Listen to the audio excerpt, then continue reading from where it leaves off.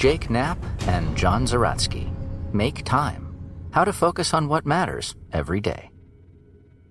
In modern life, it often feels like there are never enough hours in the day to do the things we really want to do. If we're honest with ourselves, though, we'll see that the culprit isn't just the modern world, it's also ourselves. We often make ourselves busier than we have to be. Then, when we're done being busy, we spend the rest of our time glued to social media, television, and email.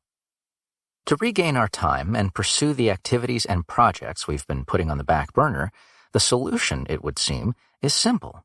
Stop being busier than we have to be, and avoid the distractions that are whittling our days away. Of course, these things are much easier said than done. If we want a real fighting chance of doing them, we're going to need to understand the underlying causes of busyness and distraction. Then, we must implement a strategy to overcome them. To bring that strategy to life, we'll need some practical tactics. Over the course of these blinks, we'll look at why we're so busy and distracted, why productivity and willpower alone aren't enough to solve the problem, and how to develop a 4-step strategy to regain our time. To implement that strategy, we'll then look at a sampling of 20 of the author's 87 time-making tactics, which you can use to create a personalized approach to taking back your life. Blink number 1. We lose our time to busyness and distractions. Why do we feel like there's never enough time to do the things we really want to do? The simple answer would seem to be that there's just too much to do on any given day. Too many emails to answer, too many meetings to attend, too many Facebook posts to keep up with. But that's only partially true. The full truth is that our lack of time is, to some extent, self-imposed. There are 2 phenomena at work here. The first is the busy bandwagon. This is the modern mindset that tells us we must squeeze as much work as possible into every moment of the day. It urges us to be constantly productive, resulting in overloaded inboxes, jam-packed calendars, and never-ending to-do lists. The second phenomenon is the rise of infinity pools. Unless you've been hiding in an underground bunker for the past decade, you're most likely already familiar with these. Think Facebook, Twitter, Instagram, YouTube, Netflix, and news websites. Instantly available with a mere tap of the screen or click of the mouse, they're essentially apps and other digital sources of limitless, inexhaustible, constantly replenishing content, whether it be information, entertainment, or a bit of both. As anyone who has encountered them knows firsthand, these infinity pools can be quite the time wasters, and statistics back this up. On average, we spend 4 hours watching television and another 4 hours staring at our smartphones per day, the equivalent of a full-time job. Now combine that second job with our actual full-time jobs, which are hectic enough by themselves and often spill into our non-work hours because of the busy bandwagon. Well, it's clear where all the time goes, right? What's worse is that the busy bandwagon and infinity pools have joined forces to become a tag-teaming duo of time destroyers. Exhausted by the busy bandwagon, we're easily enticed into plunging into the infinity pools and passively soaking up their content. The result is endless tasks and endless distractions, with us bouncing back and forth between the two all day long, day in and day out. So the question is, how do we escape? Well, that's what the rest of these blinks are all about. First, we'll look at what not to do. Then, we'll look at what to do. Blink number 2. By itself, productivity just leads to more busyness. As the busy bandwagon careens down the road of modern life, it's followed by a procession of gurus hawking various organizational systems, each promising you a more productive way of getting your work done. The thinking behind these systems follows a pretty simple formula. You have a certain quantity of work to do, let's call it X.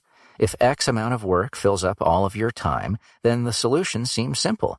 Do X faster to have more spare time. Unfortunately, X is a variable rather than a constant, so things aren't that simple. In today's always asking for more world, there's an endless series of tasks we could be doing. So whenever you finish one task, it gets replaced by another. You empty your inbox, another email appears. You field one request, a colleague makes another. Consequently, you can rush through your to-do list as quickly as possible, hoping to reach the mythical endpoint, but the ink on your last check mark will barely be dry before another item materializes. The more you get done, the more you find to do. It's like chasing a carrot on a hamster wheel. You can run faster and faster, but you'll never reach it because the wheel just spins faster and faster too. More productivity, thus, leads to more busyness. It also reinforces the mentality that got you on the busy bandwagon in the first place. By focusing so much on getting through your to-do list as quickly as possible, you're not just setting yourself up for failure by giving yourself an impossible task, but you're also putting busyness on a pedestal. And you're putting yourself on the back burner. To see why, think about where the tasks on your to-do list come from. Are they things you would choose to do if you were left to your own devices? For the most part, no. They're things that others have imposed on you. They're other people's priorities, not yours. By prioritizing them, you're deprioritizing yourself. And as you subordinate yourself to other people's priorities, you lose time and energy for your own passions and projects. You end up postponing them to another day, which never comes. Exhausted by running on the hamster wheel of productivity, making no further progress toward your true callings, you'll be especially prone to falling into the infinity pools of distraction, which we'll turn to next. Blink number 3. Willpower alone cannot save us from distractions. If you don't want to get stuck in an infinity pool of distraction, like Facebook or Twitter, couldn't you just refrain from entering the pool in the first place? Use your willpower and just say no? Unfortunately, the idea of just saying no is wishful thinking. Infinity pools have been expertly designed to overpower your resistance and suck you into their endless content. The companies that make them have a vested interest in doing so. The more you use their apps, the more money they make. Armies of talented, well-meaning techies jump into action using complex data measurement techniques to see what captures your eyeballs. Because it's much easier to redesign and relaunch an app than, say, a car, they can churn through iterations of their app until they find the one that's most irresistible. But don't get too mad at them or at the tech company executives. Motivated by a genuine love for technology and the pressure of a hyper-competitive industry, they're just trying to do their jobs. You can blame your ancestors instead. Infinity pools are just taking advantage of how our brains were evolutionarily hardwired in prehistoric times. Back then, it paid for us to be distractible, keeping us on the lookout for sudden changes in our environments, like a rustling bush, prevented us from getting eaten by a saber-toothed tiger. In those days, we lived in tight-knit tribes, so it also paid to be fascinated by stories, gossip, and social status, which could help us learn from each other, keep abreast of tribal news, and know our place in the tribal pecking order.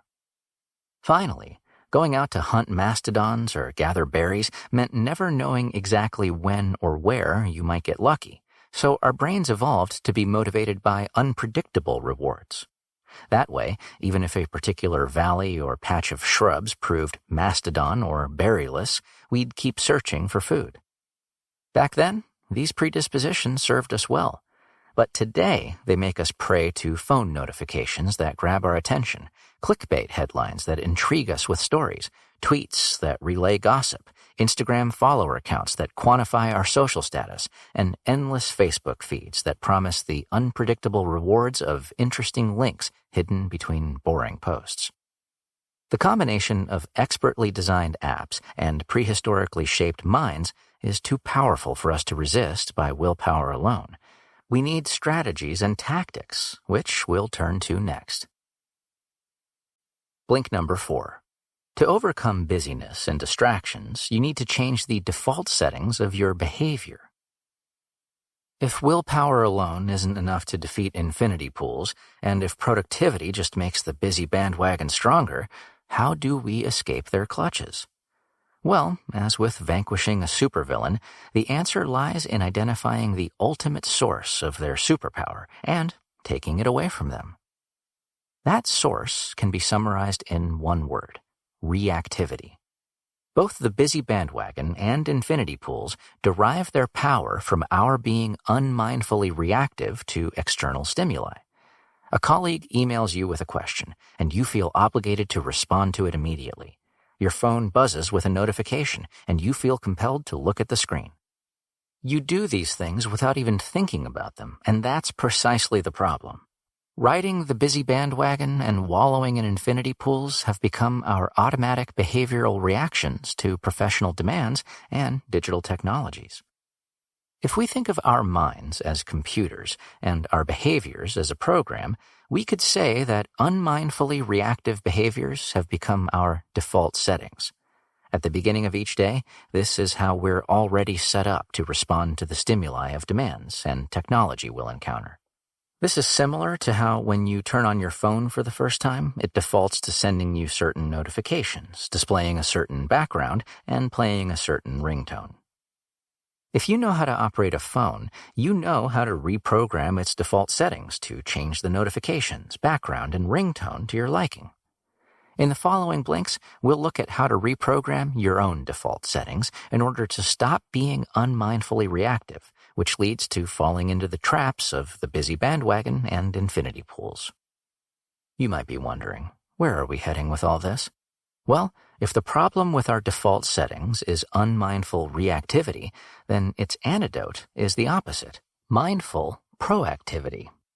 We'll start looking at what this is and how to cultivate it in the next blink.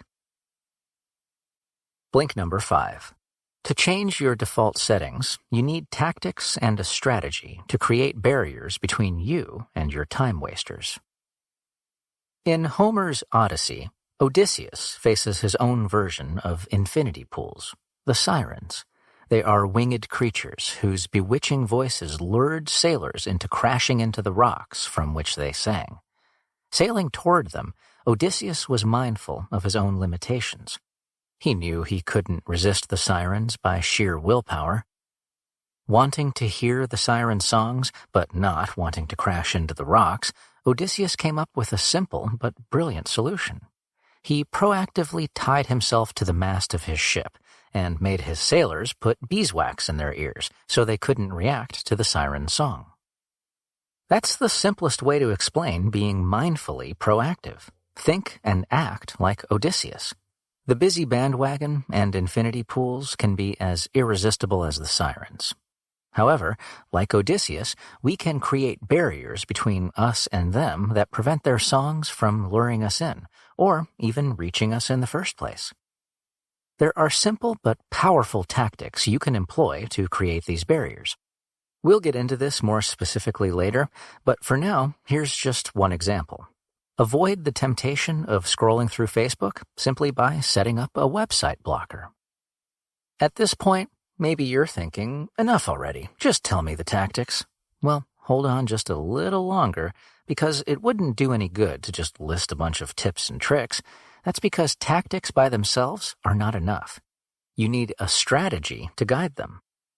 That's especially true here, because there's no one-size-fits-all set of tactics that's going to work for everyone.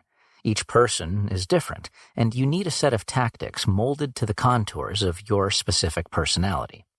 The strategy that comes next will enable you to find the set of tactics that works for you. In its broad outlines, this strategy is very simple and can be broken down into 4 steps: highlight, focus, energize, and reflect. In the following blinks, we'll go through each of these steps, and by the end, you'll be ready to find the tactics through which you can avoid the modern sirens that lure you into wasting your time. Blink number 6. Focus on the present by choosing an activity or project that will be the highlight of your day. As we've heard, just being more productive doesn't solve the problem of being too busy. In fact, because your to-do list is never-ending, it can make the problem even worse by feeding into the busy bandwagon. You're not going to save yourself time to do what you really want to do by giving yourself more and more short-term tasks.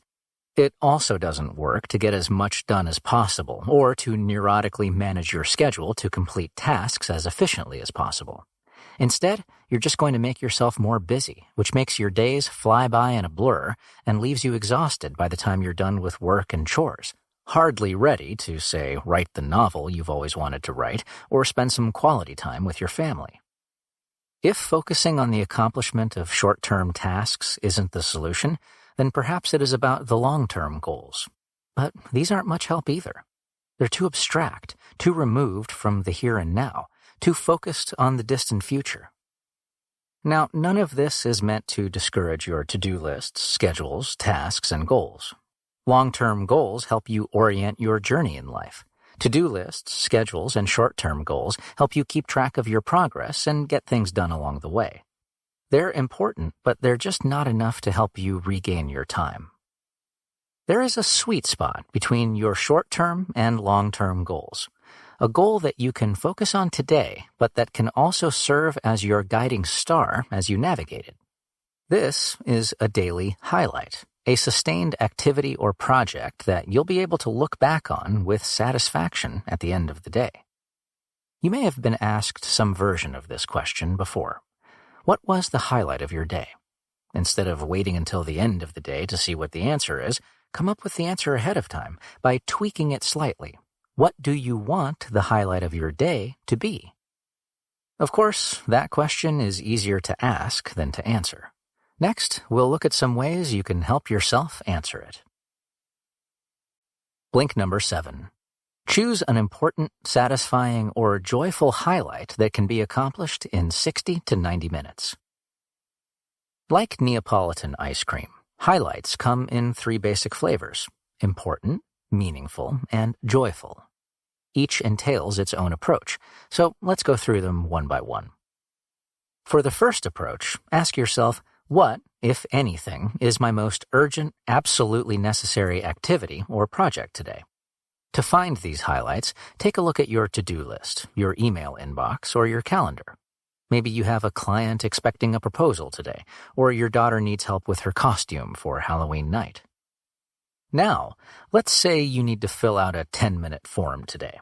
By all means, finish the form, but don't make it your highlight. For a highlight, you want something that takes about 60 to 90 minutes. Shorter activities don't give you enough time to get in the zone. For longer ones, you're unlikely to be able to sustain your focus. For the second approach, ask yourself, what'll make me feel the most satisfied at the end of the day? This is purely about what you want to do, not what you need to do. Prime candidates for this type of highlight are projects you've been wanting to get around to, but keep postponing because they aren't time-sensitive. You'll usually get this satisfaction from something that is either an outlet for a skill you want to use or accomplishes something that's important to you. For example, maybe there's a pet project at work you've been itching to get started, or perhaps you want to research potential destinations for that vacation you keep thinking about. The third approach is to ask yourself, what will bring me the most joy? The point of becoming less unmindfully reactive and more mindfully proactive isn't to construct some sort of perfectly planned day with a goal-obsessed mentality. It's to live a fuller and more joyful life. To live that life, sometimes you just need to let loose and do something simply because you enjoy doing it, whether it be learning how to play a new song on the guitar or reading a book. Whatever floats your boat, give yourself permission to do it. So, those are the 3 flavors of highlights and their respective approaches. Which one do you take? Every day, you should trust your gut and choose whichever one feels right to you. Blink number 8. Try out tactics to help you choose your highlights. You might still need assistance with choosing your highlights. In a moment, we'll look at some potentially helpful tactics. But first, let's go over some advice on how to implement them. In a nutshell, don't try doing all of these tactics at once. You'll get overwhelmed and probably just give up. That's because there are way too many tactics to do in one go. Moreover, you're not meant to do all of them. You're just supposed to try some of them out. See which ones do and don't work for you, then keep the ones that work and get rid of the rest. Now, let's move on to our first round of tactics. Some of these are self-explanatory, so we'll just pass over them quickly. Others we'll examine more closely. As a first tactic for finding your highlight, you can write down a list of your priorities and then rank them to remind yourself of which one is your highest priority. Ask yourself, how can I pursue this today? If you're torn between two potential highlights, you can use your ranked list to break the tie. As a second tactic, you can repeat yesterday's highlight if you didn't get to it, didn't finish it, want to establish a new skill or habit, or simply enjoyed it so much that you want to do it again. Third, you can combine a bunch of little nagging tasks into one big composite task. There's a twofold bonus to this tactic. First, it gives you the satisfaction of feeling caught up with tasks that have been weighing on you. Second, by giving you the confidence that you'll get around to them someday, these non-urgent tasks can pile up without constantly vying for your attention, thus putting the brakes on the busy bandwagon. As another tactic, you can look at your to-do list and do the task that matters most to you. Finally, you can choose a highlight that's a longer project, break it into steps, and string those steps into a multi-day highlight. Hopefully, you'll have a highlight by the end of one of these tactics. Now, it's time to actually do it, which is the subject of the next blink. Blink number 9. Use tactics to help you make time for your highlights. It's one thing to come up with a not too little, not too big goal and declare, today, this will be the highlight of my day. It's another to get around to actually doing it. For that, you need to make time for your highlight. Here are some tactics that can help. You can estimate how long your highlight will take to accomplish and schedule it into your day. Or go one step further and block off a regular space of time on your schedule for doing highlights. Or go 2 steps further and break down your day into a detailed schedule, perhaps even half hour by half hour, writing in simple things like drink coffee. This may allow you to get as much time out of your day as you can. Just make sure you write in your highlight and not just your tasks. Alternatively, if you can, shift around your commitments or get out of them to make space in your schedule. If you shift around some meetings, you might regain a surprising amount of time. Finally, to reclaim time for yourself at the beginning or end of each day, you could either become a morning person or a more effective night person. That means someone who doesn't just start puttering around on Facebook or YouTube when the hour gets late. These last 2 tactics are easier said than done, so some further advice is warranted. To become a morning person, it helps to use light to replicate the conditions of our ancestors' lives, falling asleep at sunset and waking up with dawn. To mimic this, dim the lights of your home a couple of hours before going to bed, switch your screened devices to night mode, and turn them off when you're in the bedroom. Be sure to go to bed early enough to still get enough sleep before you wake up early the next day, which you can then facilitate by providing yourself with plenty of light. This can be supplied by a dawn simulator, a device that gradually bathes you with brighter and brighter light in the morning. As for becoming a more effective night owl, try setting aside some time for your highlight in the late evening or early night. Before the time arrives, do something that recharges you, and then, when it's time for the highlight, log off social media to keep focused. How do you recharge yourself, stay offline, and keep yourself focused? We'll look at that next. Blink number 10. Use tactics to avoid distractions and stay focused on your highlights. Now that we've heard some ways to make time for our highlights, let's look at some tactics for staying focused on them, avoiding distractions, and actually making use of that time. First, you can delete Infinity Pool cell phone apps like Twitter and Facebook. Don't worry, you'll still have access to your maps, music, and the other useful apps.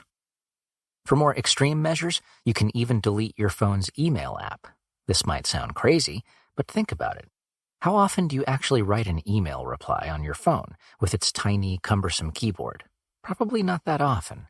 Your email app mostly just functions as an anxiety-provoking notification app, so try getting rid of it. Alternatively, install software and website blocking programs to limit the amount of time you can use social media or email on your computer. You can also try a more moderate measure. Log out of your social media accounts. That way, when you feel the impulse to check them, you'll have to enter in your login credentials. The extra little hassle will discourage you from using social media unnecessarily, and it will give you a moment to stop and think about if you really want to be doing this with your time. Also, instead of keeping up with the news on a daily or even hourly basis, you can catch up on it once per week. Yes, you'll be a little out of the loop, but how much does the news you read give you information about decisions you actually have to make in the here and now? Can't most of it wait a week? Some of it is actually pressing, but you'll probably hear about these stories one way or another, whether at the proverbial water cooler or in a text message alert informing you that the volcano is about to blow. Moreover, when you have a random fleeting question like, "Who's that actress on that TV show?" write it down on a piece of paper and save it for later instead of immediately Googling it. That way, you'll be able to avoid going down a Google rabbit hole of one follow-up question after another, while also feeling secure that you can still do your very important research later. Hopefully, some of these tactics will help you avoid distractions. Unfortunately, even if they do help, they won't be of much use if you're too tired to use the time they make available. The next blink covers ways to keep yourself energized. Blink number 11. Take care of your body to keep your mind energized. In the modern world, people often act as if the mind were separate from the body, as if the body's purpose were to carry around the mind.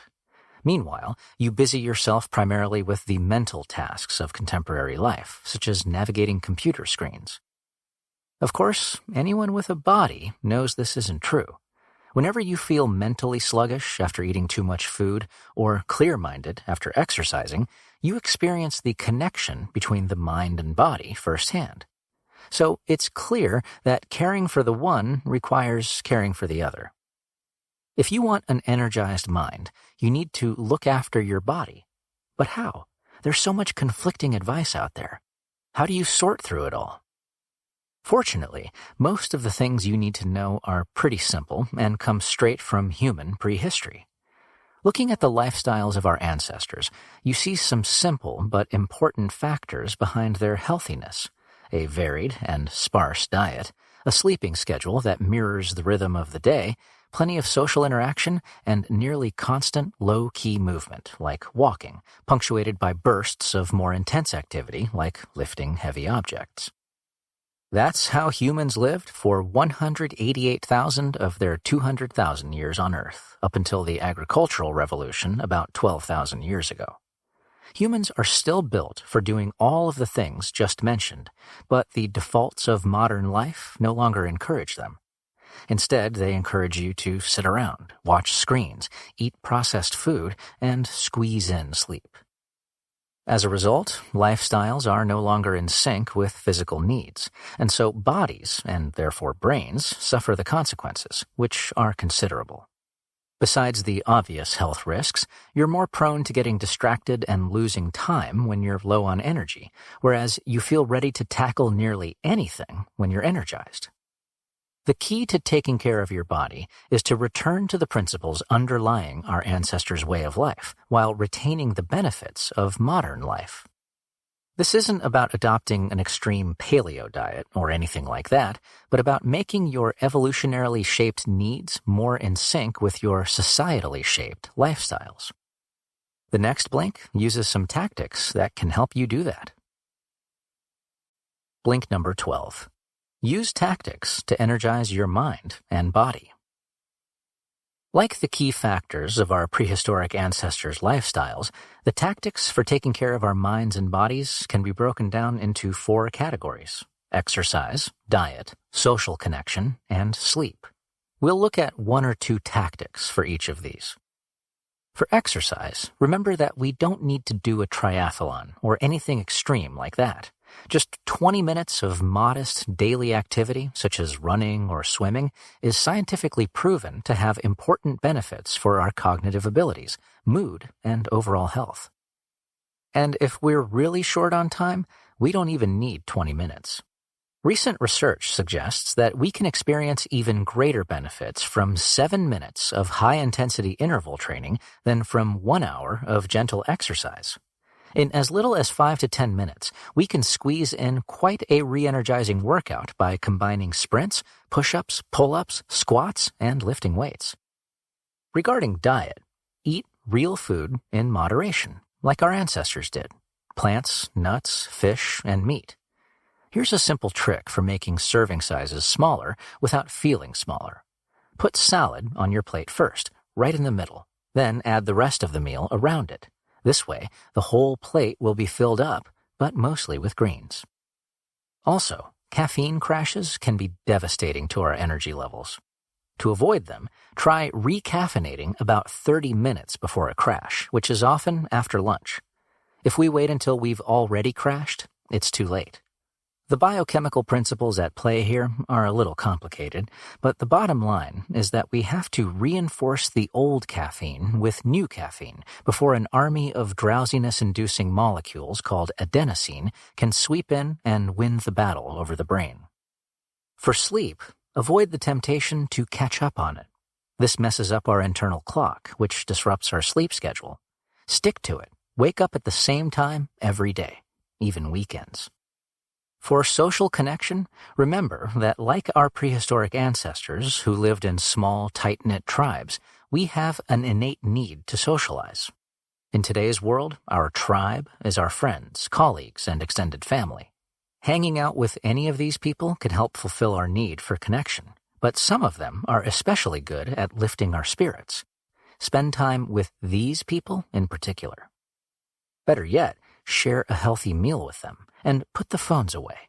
That way, multiple goals can be accomplished at once, connecting with our tribe, eating well, avoiding infinity pools, and getting off the busy bandwagon.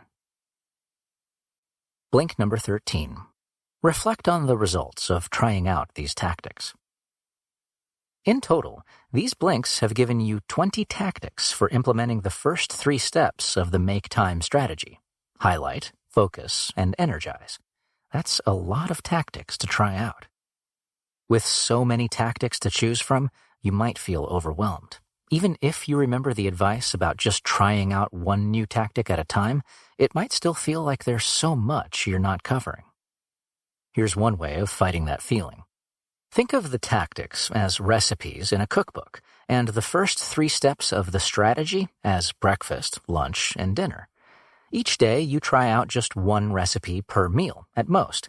You wouldn't feel compelled to cook your way through an entire cookbook, and you shouldn't feel that way about these tactics either. The point of a cookbook is just to give you options to try. You pick and choose the ones that fit your needs. You test them, taste the results, and go from there. The same holds true of the recipes provided by these tactics. The point is simply to see which ones work for you. So test them out and then observe, record, and analyze the results. To do this, simply take a few moments every day to note what your highlight was, whether you made time for it, which tactics you used, what worked and didn't work about them, what changes you could make, and which tactics you'll use tomorrow. This is the last step of the Make Time strategy. To further keep track of how you're doing, you can also rate your focus and energy levels on a scale of 1 to 10. And to add a positive spirit to the whole endeavor, you can write down a moment for which you feel grateful. That way, you'll be attuned to the positive developments that you may see in your life. If all goes well, these developments will be considerable. They'll give you more time, energy, and focus for the activities, projects, and people you really care about. By freeing yourself up to pursue them, you may even rediscover an old passion or discover a new one. Perhaps you may pursue your career with renewed vigor, or perhaps one of your projects or hobbies will blossom into a brand new calling. That's exactly what happened to the authors. One of them left Google to become a writer. The other left YouTube to pursue sailing. Where will your journey take you? There's only one way to find out, and that's to begin. You've just listened to our blinks to Make Time by Jake Knapp and John Zeratsky. The key message in these blinks? The main reasons we feel like we never have enough time are the busy bandwagon and infinity pools, the ethos that encourages busyness for its own sake, and the apps that keep us distracted with endless communication and entertainment. Productivity and willpower alone are not enough to overcome these two forces of time wastage. Instead, we need a mindful, proactive strategy to deal with them. To that end, you can use a variety of tactics to implement a 4-step strategy of choosing a daily highlight, focusing on it, energizing yourself, and reflecting on the results. Want one more helpful tip? Start implementing this strategy today.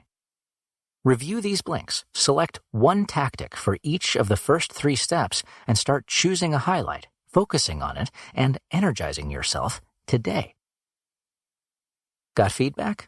Send us an email to remember@blinkist.com.